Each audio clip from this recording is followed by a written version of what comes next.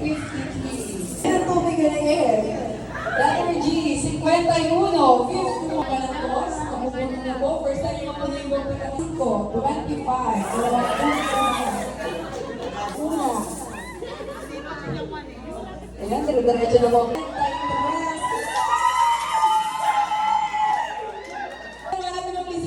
Letter G, 50. 50. 45. Letter X, 45. Letter B, 6 sa ears.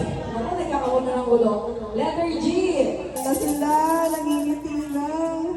Next, letter O, sa isto, 62. 62.